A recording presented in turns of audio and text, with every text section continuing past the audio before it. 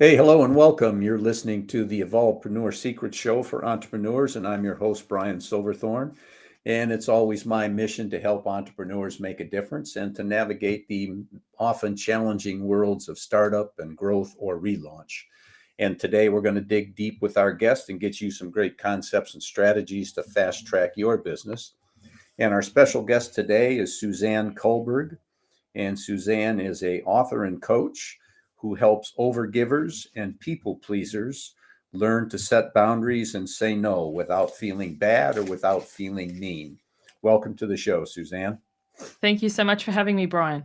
I'm happy to have you here and anxious to learn a little bit about what you got going on. So why don't we start off by you letting everybody know where you're hanging out? I was going to say I'm hanging out in the future because I'm joining you from Sydney, Australia. So it's actually always Oh, often the that's next right. day here. Yeah, it probably is. So actually it's about midday. Well, no, mid-morning here. So I don't know where it is there, but It's 5 a.m. here the following day. you're up bright and early. Okay.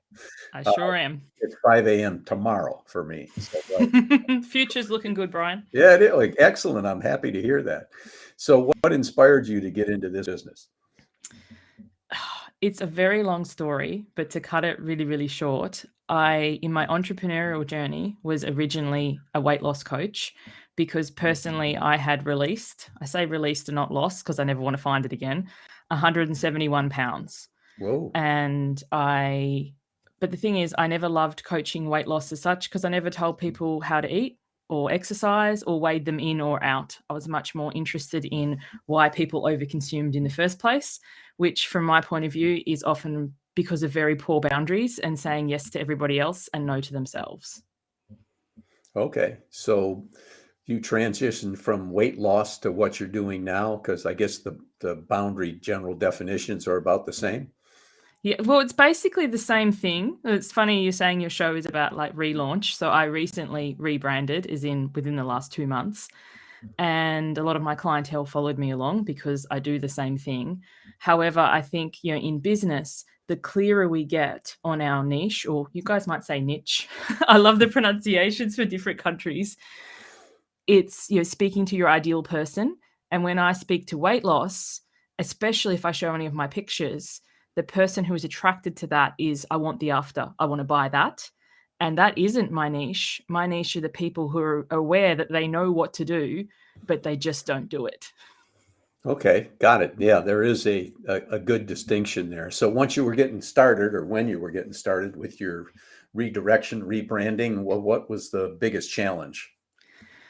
The biggest challenge was, so with weight, and then, this might be my own mindset. I'll preface it with this, but with weight loss, it's a tangible result. As in, we work together, I weigh this and then I weigh that, even though I never ask them the number, but it's something tangible. But when I speak to boundaries, it wasn't as clear to me to convey in what I actually do and what they're actually going to get from the process. Because I work with people pleasers, investing in themselves can be very, very challenging because they're so busy looking after everybody else. It's like, well, what do we actually do? What do I get from this? And I found that the people who wanted that specific thing weren't really my people. My people, they just kind of got it. I'm probably not explaining this very well. I'll blame it on being early. No, I understand. You're explaining it good enough for me. So you're up and running with the new brand. What's your current focus? My current focus is on getting in front of more people, hence podcasting, hence being here. And I think that's a really great question for anybody in business. When I was new, I did everything: Facebook, Instagram, YouTube. I had my finger in a lot of pies, and I felt all I really did was respond to spam. So now I've just finished rebranding and relaunching my website, and I do a lot of podcast guesting, and eventually we're starting my own podcast. That's my reach strategy to gather people who resonate with my message. Okay, great. So it sounds like you got a plan, which is a lot better than than a lot of people at this particular point. So, do you have a particular vision or goal for your business, say 3 years from now? So 3 years from now, I would love to be being invited to podcasts rather than pitching. And I have my signature program called Why Wait, which runs 4 times a year on the school terms because I have young children and it suits me. The lady who teach boundaries needs to enforce her own first.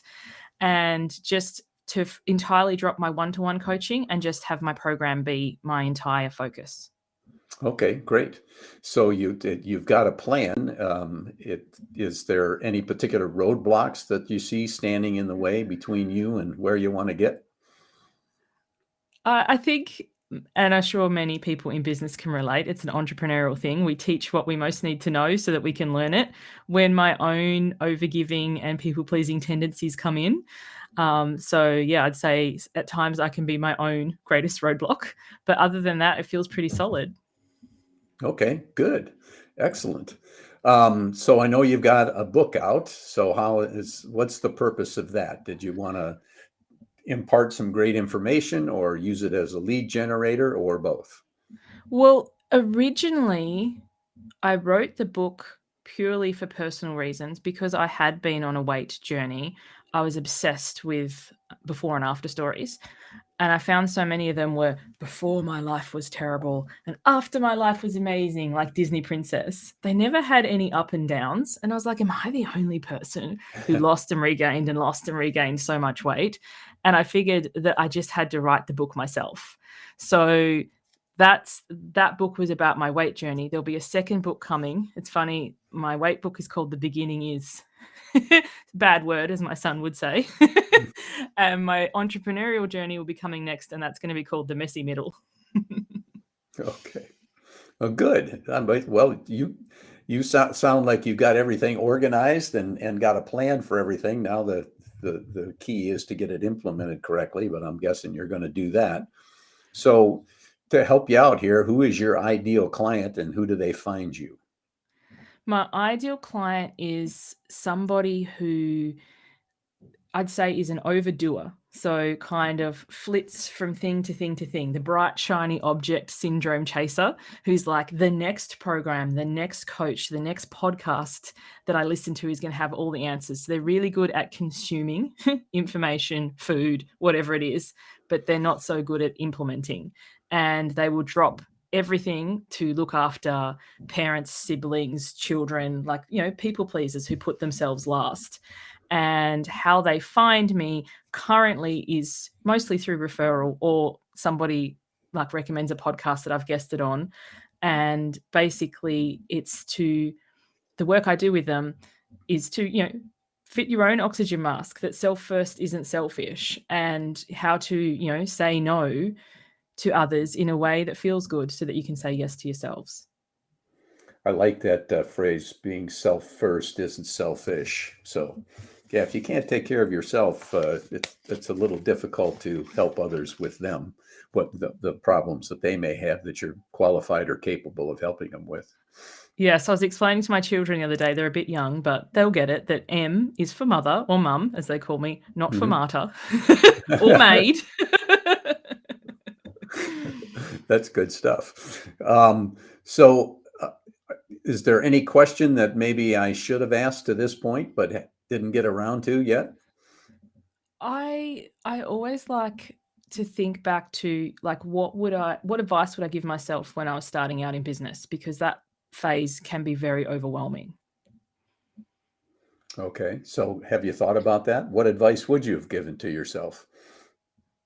I would let myself know that my best gets to get better, because whenever I'm in a crossroads or making a decision or feeling that overwhelm, and then I learn something new or I try something and it doesn't turn out how I thought, I can beat myself up, as I'm sure many of us do. But reminding myself that I always do my best and my best gets to get better makes me feel like there isn't any mistakes. There's more like an abundance of attempts. Well, there's that old story about Thomas Edison. He said he found 10,000 ways how not to make a light bulb before he figured it out. So Yes, it and I just think depends. I didn't mean to talk over you, Brian. I No, apologize. no, But I that's think, okay. It depends on your point of view and your attitude. So that goes hand in hand with what you just said, I think. Yeah, I was gonna say, I think that's the key in business. So often we can do something, launch something, write something, but oh, that didn't turn out how I hoped. But we didn't know until we try. And also, just because it doesn't take off straight away, I was just talking about my book the other day with somebody, and I was like, it didn't do as well as I'd hoped. And she's like, how long's it been out for? And I'm like, a year. And she's like, do you know Jen Sincero? I'm like, yes. Her book sat on the shelf for, I can't remember, about 3 years before anyone took it up. So sometimes when you do something, just because it doesn't roll instantly doesn't mean it isn't going to. And that just gives me so much relief. That's good. That's true.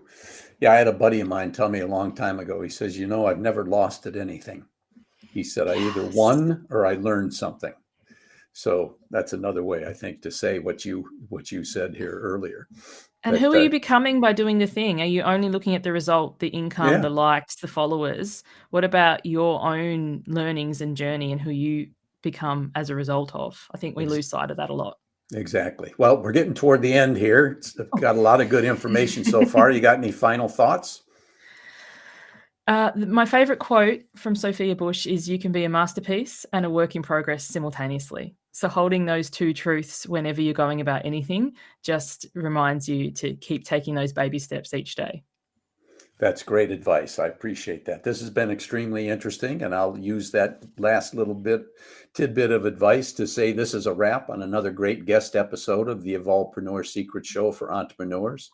And just before you leave, if you liked it, please give us a 5-star review and maybe share it with a few friends.